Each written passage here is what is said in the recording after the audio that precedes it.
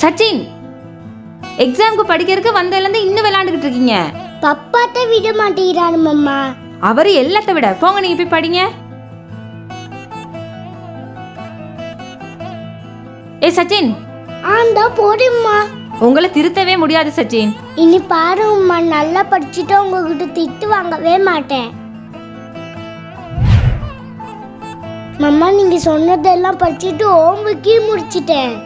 Good பாய், அப்படித்தான் இருக்கணும்.